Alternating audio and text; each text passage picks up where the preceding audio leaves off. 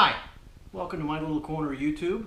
Today I'm going to go over some rear stabilization methods for bench shooting, target shooting, and also field shooting, culminating in the installation of an Atlas monopod.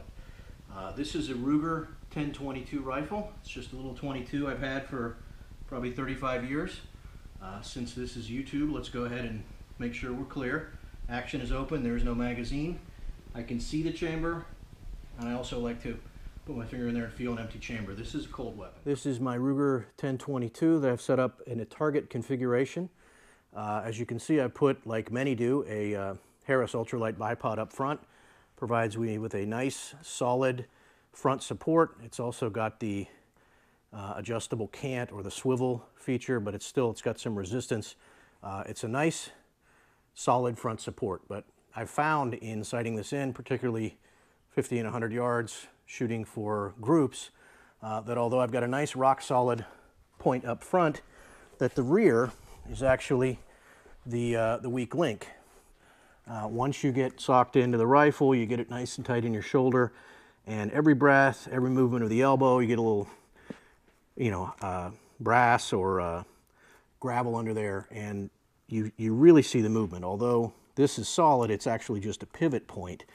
A couple of easy ways to minimize that. First of all, this has a rubber butt pad. It's sticky, so it tends to stick to your clothes, but as you get hot and move it around, you really notice it. So initially what I did was what I learned a long time ago: make a V out of your thumb and fingers, grab the bottom of the butt, grab your upper arm. It's much more solid, but still it's heavily reliant on you. When you move, the point of impact is going to move up and down. Mostly you're going to get up and down. You're not going to get any side to side with the bipod.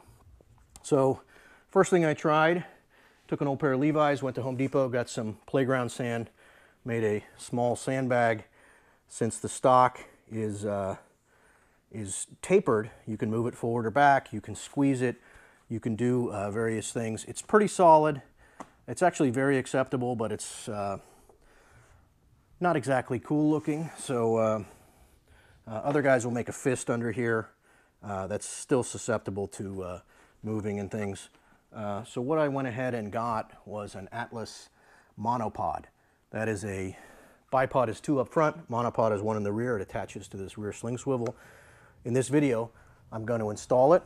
I'm going to show you how it works, some of its basic features, and then I'm going to take this to the range and we'll see how I like it. Okay, here's the packaging that the monopod comes in. It's just a simple Ziploc, heavy duty. Monopod is in there. There's a hex key or an Allen key and some basic instructions. So let's go over what we get. This part attaches via the rear sling swivel. This is the actual part that touches the bench.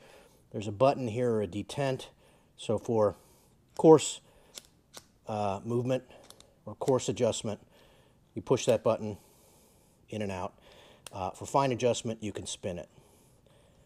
So let's go ahead and install this on the rifle. First thing you do is move the monopod to the lowest position. You roll this collar down, then you can expose the mechanism that grabs the sling swivel. So to install it, we've got our coupler open. There's a button here. Let's see if you can see that. There's a button here that you push, thread it through the sling swivel or the stud, push the button again and rotate it so that it captures the pin, and it's attached. And this portion that touches the stock rotates up. You sock up the collet, and it's now tight. Now you can also see, or I hope you can see, that right here is an Allen screw or a set screw. You can tighten that if you're going to dedicate this to a rifle and not move it back and forth. It's really easy to move it back and forth. Now to retract it again, there's this button. That's fully retracted. fully extended, and you can infinitely make minor adjustments. To fold it, extend the bipod or the monopod, rotate the collar down, and then you rotate the whole thing up like that. So I'm going to go ahead and tighten this set screw. It's probably not that riveting, so I'm going to stop the tape, and I'll show you what it looks like fully installed. Okay, so now that we've got it attached to the platform, to the rifle, I went ahead and tightened this set screw because when you go to fold it and unfold it, it's a little bit loose if you don't tighten that.